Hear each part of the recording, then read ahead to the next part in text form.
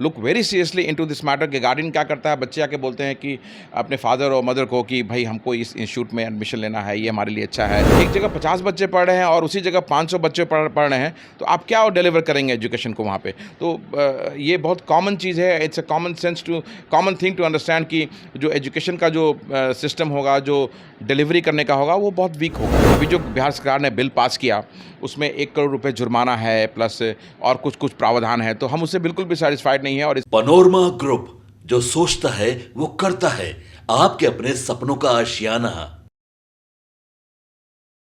नमस्कार, भारत लाइव देख रहे हैं आप। मैं हूं आपके साथ शुभम झा। दोस्तों, भारत में इन दिनों कोचिंग संस्थानों की काफ़ी चर्चाएं हो रही हैं। दिल्ली के ओल्ड राजेंद्र नगर में 3 छात्र छात्राओं की मौत हो जाती है, बेसमेंट में पानी भर जाता है और उसके बाद ये 3 छात्र छात्राओं को अपना जान गंवाना पड़ता है। अब चर्चा का विषय बना हुआ है कि देश में जो कोचिंग संस्थानें खुली हुई हैं, साथ ही साथ बिहार की राजधानी पटना के भी बातें चल रही हैं कि पटना में जिस प्रकार से धड़ल्ले से कोचिंग संस्थान खुल रहे हैं, क्या उनमें सुरक्षा मापक है? क्या सुरक्षा के दृष्टिकोण से ये कोचिंग संस्थान जो हैं वह सही हैं? अब यहाँ पर जो पढ़ने वाले बच्चे हैं, उनके परिवार वाले भी टेंशन में आ गए हैं, चिंतित हो गए हैं कि हमारे जो बच्चे कोचिंग संस्थानों में पढ़ रहे हैं, क्या वह सुरक्षित हैं। देखिए, तमाम विषयों पर बात करने के लिए मेरे साथ बिहार प्रदेश कांग्रेस सेवा दल यूथ ब्रिगेड के अध्यक्ष आदित्य कुमार पासवान जी हैं। आदित्य जी, क्या कुछ कहिएगा? कोचिंग संस्थानों की जिस प्रकार की स्थिति है पटना में, एक कोचिंग संस्थान में 2-2 हज़ार बच्चे पढ़ रहे हैं, पैसे की उगाही की जा रही है, पर बच्चे अपने आप को सुरक्षित महसूस नहीं कर रहे हैं। क्या लग रहा है आपको? देखिए, पहले तो ये बड़ी दुखद घटना हुई है और इन बच्चों के परिवार से हमारी संवेदनाएं हैं। ये घटना होनी नहीं चाहिए थी। आप जो कह रहे हैं कि एक कोचिंग में 2-2 हज़ार बच्चे हैं, तो 2 हज़ार बच्चे तो हैं, वो अलग है। बट एक क्लास में जब 500-1000 बच्चों को पढ़ाया जाता है, तो आप समझिए कि किस तरह से उनकी सुरक्षा के साथ खिलवाड़ किया जा रहा है। कहीं अगर कोई बड़ा हादसा हुआ था, ऐसे जस्ट शॉर्ट सर्किट कहीं लग गया, तो हो सकता है कि बच्चे आग से निकल जाएं, लेकिन वो बच्चे उस भगदड़ में दब के मर जाएंगे, बड़ा हादसा हो जाएगा। तो ये गवर्नमेंट की तरफ से इस पे बहुत ज़बरदस्त तरीके से अंकुश लगना बहुत पहले लगना चाहिए था। ये गवर्नमेंट की ढिलाई की वजह से ऐसा है कि आज this kind of coaching institutes have mushroomed in the state like anything, be it Bihar, be it Delhi, be it Rajasthan. मतलब कहीं भी आप जाइए, this institutes have mushroomed up, mushroom की तरह। और हर इलाके में जो कोचिंग, अब जैसे पटना के आप मखनिया कुआं इलाके में चले जाइए, बोरिंग रोड इलाके में जाइए, कि आप देखेंगे कम से कम 85 कोचिंग खुले हुए हैं। और शाम के टाइम में देखेंगे बच्चों की लंबी लाइन लगी रहती है और एक क्लास में 200, 400, 500 बच्चे पढ़ रहे हैं। तो क्या पढ़ाएंगे वो एक साथ इतने बच्चे को? और स्क्रीन पे जब पढ़ाई होती है तो क्या बच्चा समझ पाएगा और क्या ले पाएगा? और अगर आज कोई सवाल है, वो सवाल का जवाब अगर बच्चा 1 हफ्ते बाद उसको स्पेशल क्लास लगा करके स्क्रीन पे दिया जाएगा, तो डजंट मेक एनी सेंस। पढ़ाई का स्टैंडर्ड भी नीचे चला गया, प्लस वो सिक्योर्ड नहीं है।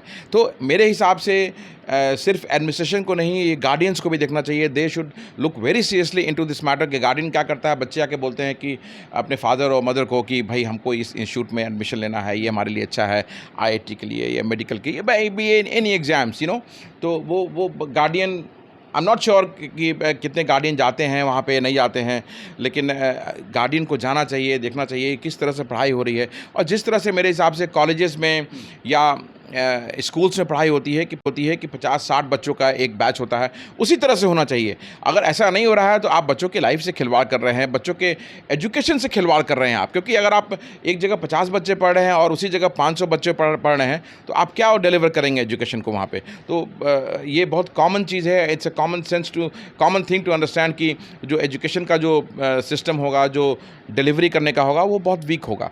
तो ये इस पर बहुत ज़बरदस्त तरीके से इस पर रोक लगनी चाहिए। और कोचिंग इंस्टीट्यूट पे रोक नहीं लगेगा तो कोचिंग इंस्टीट्यूट्स के तार आज पेपर लीक से भी जुड़े हुए हैं। अभी जो बिहार सरकार ने बिल पास किया उसमें 1 करोड़ रुपए जुर्माना है, प्लस और कुछ प्रावधान है, तो हम उससे बिल्कुल भी सेटिस्फाइड नहीं है। और इस मुद्दे को हम लोगों ने बड़ी ज़ोर शोर से उठाया कि आप कोचिंग जो पेपर्स जहाँ पे प्रिंट होता है, क्वेश्चन पेपर जहाँ प्रिंट होता है, उसको आप रिस्पॉन्सिबल बनाइए। जो एग्ज़ाम्स, जो कंपनियां एग्ज़ाम लेती हैं, एजेंसी जो एग्ज़ाम लेती है, आप उसको रिस्पॉन्सिबल बनाइए। और अगर पेपर लीक होता है तो जहाँ से पेपर जो छपते हैं आप उसको सजा दीजिए, कड़ी से कड़ी सजा दीजिए उसके ओनर को, उस एजेंसी के ओनर को कड़ी से कड़ी सजा दीजिए। और 1 करोड़ तो it's a very small amount when paper leaked is being done, तो 100 करोड़ रुपए लोग उगाही करते हैं, तो 1 करोड़ रुपए आप किसी को अगर फाइन कर रहे हैं तो वो कुछ भी नहीं है। और एजेंसी को अगर और प्रिंटिंग प्रेस को अगर आप रिस्पॉन्सिबल नहीं बनाएंगे तो एक आदमी 10 प्रिंटिंग प्रेस अलग अलग नामों से बना सकता है, 10 एजेंसी अलग अलग नामों से बना सकता है, लेकिन अगर owner is sent behind the bars तो उनको ये फिर इस पर रोक लगना संभव दिखाई देता है। आदित्य जी, सवाल ये भी है कि दिल्ली में ऐसी जब घटना होती है तब सरकार की कुंभकर्ण वाली नींद टूटती है। अब पटना के डीएम भी आदेश दिए हैं कि तमाम कोचिंग संस्थानों की जांच होगी। 20,000 कोचिंग संस्थान हैं पूरे पटना में, तो उन सभी की जांच होगी। तो क्या लग रहा है कि ये जांच जो है सिर्फ एक क्या कह सकते हैं कि एक उस तरीके से जांच कर दिया जाएगा और बस कागजी कार्रवाई कर दी जाएगी? क्या लग रहा है आपको? ये तो खाना पूर्ति करने वाली बात है, and it is really saddening. पहले भी इस तरह के काफ़ी डायरेक्टिव्स आते रहे हैं कि खाना पूर्ति करने के लिए कोचिंग्स की जांच होगी, स्कूलों की जांच होगी।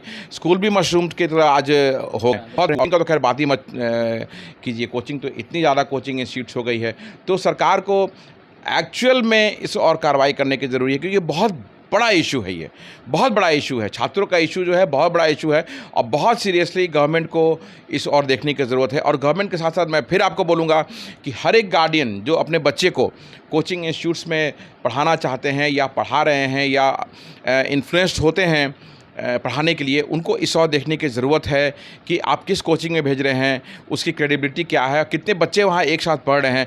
और ख़ासकर आज के जो स्टूडेंट्स हैं जो कोचिंग करने जाते हैं, जो IIT और JEE के एस्पिरेंट्स हैं, चाहे UPSC एस्पिरेंट्स हैं, आई वुड सजेस्ट, मेरा जो सजेशन आपके माध्यम से होगा कि जो कोचिंग के जो बड़े बड़े नाम आज के डेट में हैं, I won't take the names, कि वो रील्स बना के डालते हैं सोशल मीडिया पे, उसको देख करके आप उसकी तरफ मत अट्रैक्टेड होइए।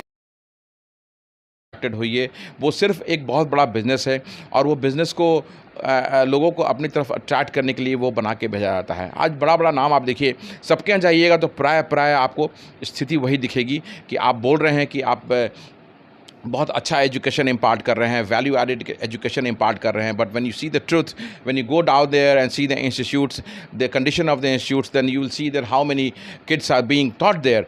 500-600 kids are being taught under one छत, यू नो।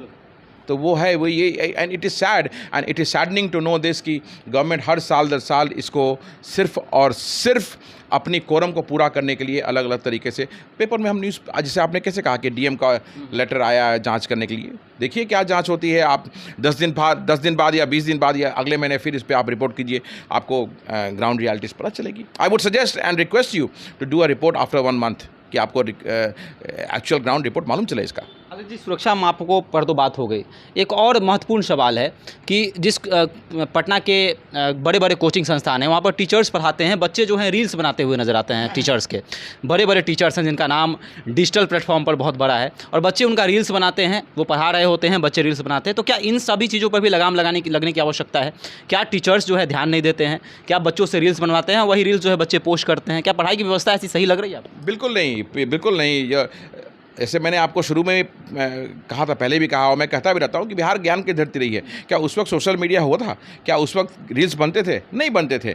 तो आज जिस तरह से ये बड़े बड़े नाम जो है रील्स बना के अपना इंस्टाग्राम पे या फिर फेसबुक पे या अलग अलग सोशल मीडिया प्लेटफॉर्म पे या बच्चे बना रहे हैं, तो ये गलत है। बिल्कुल इस पर रोक लगना चाहिए। ये तो कोचिंग की तरफ से ही रोक लगनी चाहिए। ये बच्चे तो बच्चे हैं, बच्चों को उतना आइडिया नहीं है, but you have to lay down a line there. आपको एक लाइन खींचना पड़ेगा। बनाया जा रहा है। जी बिल्कुल, वो आपको एक लाइन खींचना पड़ेगा। जो कोचिंग इंस्टीट्यूट्स वाले नहीं करेंगे, वो नहीं करेंगे। वो तभी हो सकता है जब पॉसिबिलिटी वो तभी है कि जब गवर्नमेंट की तरफ से एक्ट्स और रेगुलेशंस बने, गार्डियन इसके प्रति काफ़ी एक्टिव हों, तभी ये पॉसिबल है। और ये गार्डियन और एडमिनिस्ट्रेशन दोनों मिल के इस पे चलेंगे तभी होगा। सिर्फ हम गवर्नमेंट को ब्लेम कर दें तो government is not to be blamed. Government क्या करेगी? आप घर में गवर्नमेंट नहीं घुस सकती है। घर के अंदर गार्डियन रिस्पॉन्सिबल है, हम रिस्पॉन्सिबल हैं अपने बच्चों के लिए। मेरा बच्चा किसी भी कोचिंग इंस्टीट्यूट में नहीं आता, क्योंकि I know what is the truth. Coaching की क्या कहानी है मुझे मालूम है, तो I know how to teach my child, you know. मुझे मालूम है कैसे उसको पढ़ाना है, कैसा एजुकेशन उसको इम्पार्ट होना चाहिए। तो इसी तरह हर गार्डियन को ये रिस्पॉन्सिबिलिटी लेनी होगी कि आपके बच्चे कैसे पढ़ रहे हैं, कहाँ पढ़ रहे हैं। सिर्फ आप गवर्नमेंट पे फेंक दीजिएगा तो उस पर काम नहीं चलेगा। गवर्नमेंट की भी अपनी लिमिटेशंस होती है। गवर्नमेंट आप घर में किसी के घर में नहीं घुस सकती है, यू नो।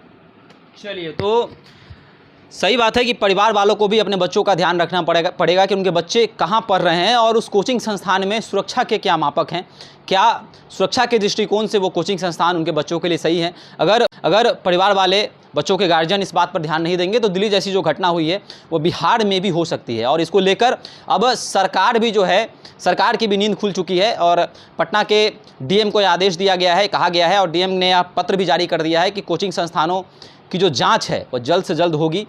उसमें कोचिंग संस्थानों में रजिस्ट्रेशन हुआ है कि नहीं हुआ है, जब आग लगती है उसके क्या उपाय हैं, इमरजेंसी गेट है या नहीं, कितने बच्चे पढ़ रहे हैं, क्या बेसमेंट में भी बच्चों को पढ़ाया जा रहा है, क्या हज़ारों बच्चे एक साथ पढ़ रहे हैं, तमाम तरीके की जांच जो है वह पटना के कोचिंग संस्थानों में होने जा रही है। तो आपको क्या लगता है, आप भी हमारे साथ साझा कर सकते हैं। देखते रहें भारत लाइव। धन्यवाद। पनोरमा ग्रुप, जो सोचता है वो करता है। अगर ये वीडियो पसंद आई और वह बिहार के राजनीति और बिहारियत से सरोकार रखेनी तो सब्सक्राइब बटन दबा के चैनल के सब्सक्राइब कर ली। ओजे एगो घंटी बा, ओकरा बटन दबा देला से कुल सटीक और मारक खबर रुआ मुफ्त में मिल जाई। अगर रुआ पत्रकारिता के हमनी के नया प्रयोग में सहयोग कर चाहतानी तो ज्वाइन बटन दबा दी। पेटीएम नंबर नोट कर ली 9386816700। धन्यवाद।